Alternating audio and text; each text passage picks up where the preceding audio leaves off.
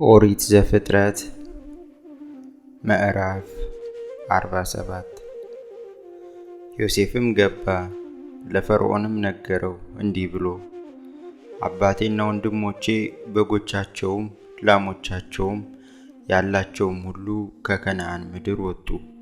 እነርሱም እነሆ በጌሤም ምድር ናቸው። ከወንድሞቹም 5 ሰዎችን ወስዶ በፈርዖን ፊት አቆማቸው። ፈርዖንም ወንድሞቹን ሥራችሁ ምንድነው አላቸው።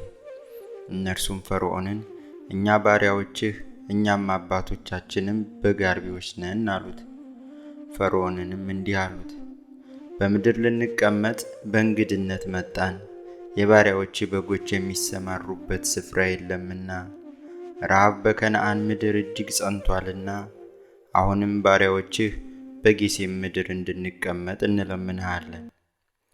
ፈርዖንም ዮሴፍን ተናገረው እንዲህ ብሎ፣ አባትህና ወንድሞችህ መጥተውልሃል። የግብፅ ምድር በፊትህ ናት። በመልካሙ ምድር አባትህንና ወንድሞችህን አኑራቸው። በጌሤም ምድር ይኑሩ።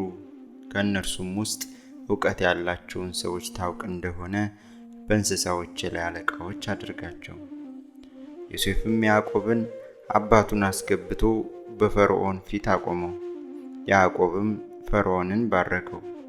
ፈርዖንም ያዕቆብን የዕድሜ ዘመን ስንት ዓመት ነው አለው። ያዕቆብም ለፈርዖን አለው፣ የእንግድነቴ ዘመን 130 ዓመት ነው። የሕይወቴ ዘመኖች ጥቂትም ክፉም ሆኑብኝ።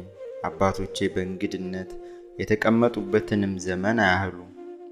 ያዕቆብም ፈርዖንን ባረከው፣ ከፈርዖንም ፊት ወጣ። ዮሴፍም አባቱንና ወንድሞቹን አኖረ። ፈርዖን እንዳዘዘም በግብፅ ምድር በተሻለችው በራምሴ ምድር ጉልትን ሰጣቸው። ዮሴፍም ለአባቱና ለወንድሞቹ ለአባቱም ቤተሰቦች ሁሉ እንደ ልጆቻቸው መጠን እህል ሰጣቸው። በምድርም ሁሉ እህል አልነበረም፣ ራብ እጅግ ጸንቷልና። ከራብም የተነሳ የግብፅ ምድርና የከነዓን ምድር ተጎዳ። ዮሴፍም ከግብፅ ምድርና ከከነዓን ምድር በእህል ሸመት የተገኘውን ብሩን ሁሉ አከማቸ። ዮሴፍም ብሩን ወደ ፈርዖን ቤት አስገባው። ብሩም በግብፅ ምድርና በከነዓን ምድር አለቀ። የግብፅ ሰዎችም ሁሉ ወደ ዮሴፍ መጡ እንዲህ ሲሉ፣ እንጀራ ስጠን፣ ስለምን በፊትህ እንሞታለን? ብሩ አልቆብናልና።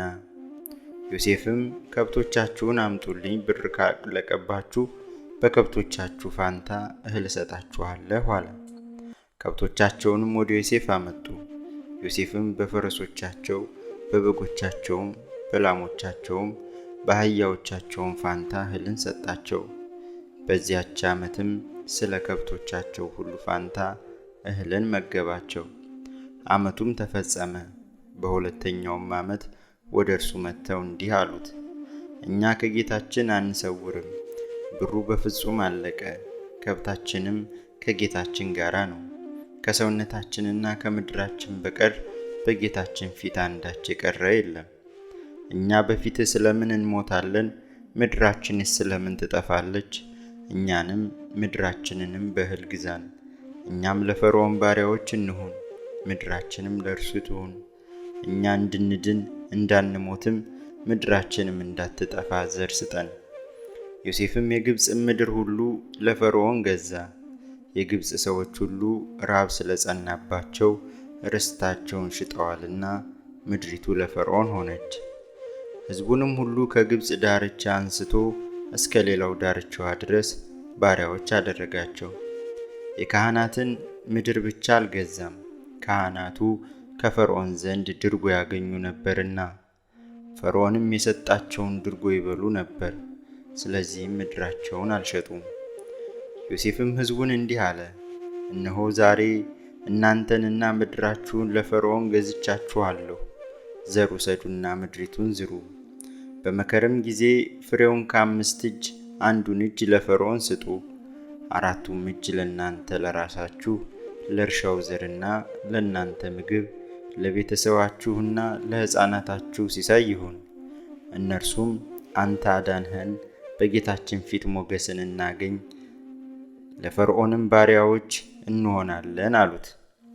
ዮሴፍም ለፈርዖን ካልሆነችው ከካህናቱ ምድር በቀር 5ኛው እጅ ለፈርዖን እንዲሆን በግብፅ ምድር እስከ ዛሬ ድረስ ሕግ አደረጋት። እስራኤልም በግብፅ ምድር በጌሴም ሀገር ተቀመጠ። ገዟትም፣ ረቡ፣ እጅግም በዙ። ያዕቆብም በግብፅ ምድር 17 ዓመት ተቀመጠ።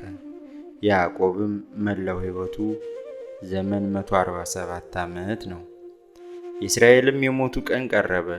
ልጁን ዮሴፍንም ጠርቶ እንዲህ አለው፣ በፊትህ ሞገስን አግኝቼ እንደሆንሁ እጅህን ከጭኔ በታች አድርግ። በግብፅ ምድርም እንዳትቀብረኝ ምሕረትንና እውነትን አድርግልኝ። ከአባቶችም ጋር በተኛው ጊዜ ከግብፅ ምድር አውጥተህ ትወስደኛለህ፣ በመቃብራቸውም ትቀብረኛለህ። እርሱም እንደ ቃልህ አደርጋለሁ አለ። እርሱም ማልልኝ አለው። ዮሴፍም ማለለት። እስራኤልም በአልጋው ራስ ላይ ሰገደ።